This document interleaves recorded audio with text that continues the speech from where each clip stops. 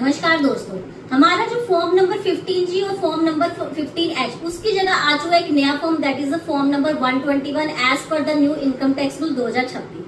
अब next question आता है कि जो फॉर्म नंबर 15G और H होते क्या है, ठीक है, और इसमें क्या चेंज आया है, न्यू फॉर्म में बेसिकली क्या चेंज आया है, तो चलो समझते हैं।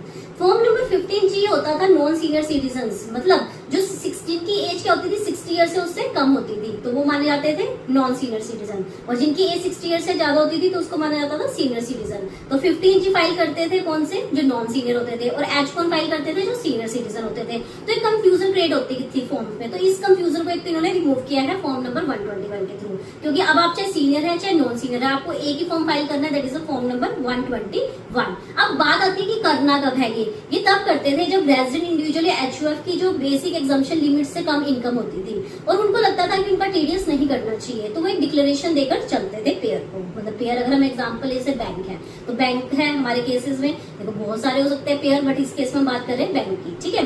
तो आप बैंक को आपको पता है आपका इंटरेस्ट कटेगा, ठीक है, तो इंटरेस्ट पे आपका टीडीएस कटेगा, मतलब आपको इंटरेस्ट मिलेगा तो टीडीएस कटेगा। तो जब टीडीएस कटेगा उसको आप सेव करना चाहते थे तो आप पहले ही डिक्लेरेशन दे देते थे। तो अब आपको इस तरह से डिक्लेरेशन देनी है तो आपको क्या करना पड़ेगा, फॉर्म नंबर 121 फाइल करना पड़ेगा। अब पेयर को क्या करना पड़ेगा, एग्जाम्पल में हमारे से बैंक है, पेयर को क्या करना पड़ेगा, यूआईएन जनरेट करना पड़ेगा जिसका नाम होता है यूनिक आइडेंटिफिकेशन नंबर, ठीक है, जो कि 26 डिजिट्स का अल्फा न्यूमेरिकल नंबर होता है, जिसमें जो पहली 10 डिजिट्स होती है वो बेसिकली अल्फा न्यूमेरिकल डी से स्टार्ट होगी, बाकी जैसे 00 वगैरह कोड होंगे।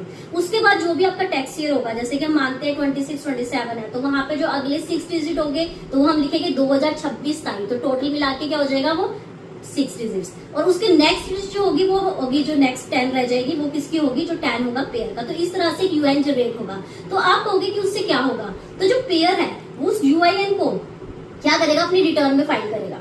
तो जब रिटर्न में फाइल करेगा तो उसमें वो चेक करेगा डिपार्टमेंट की क्यों इन्होंने इनका टीडीएस नहीं काटा है। तो अगर आपने अपनी तरफ से कोई गलती करी होगी, मतलब आप लोगों ने जब भी फॉर्म डिक्लेरेशन में कुछ गलत डिक्लेरेशन दे दी होगी तो डिपार्टमेंट को इस बात का पता चल जाएगा। इसलिए आप ऐसी गलती बिल्कुल भी मत कीजिए। अगर आपकी इनकम ज्यादा है और आपका टीडीएस कटना चाहिए तो कटवाइए, अदरवाइज फ्यूचर में कॉन्सिक्वेंसेस हो सकते हैं। तो थैंक यू सो मच। हमारे जो चैनल है उसको सब्सक्राइब कीजिए और हमारी वीडियो को जितना से ज्यादा हो सके शेयर कीजिए, ताकि जो लोग हैं इस तरह की गलती करते हैं वो इस गलती से बच सके और उनके पास नोटिस आने के चांसेस कम रहे। Thank you so much.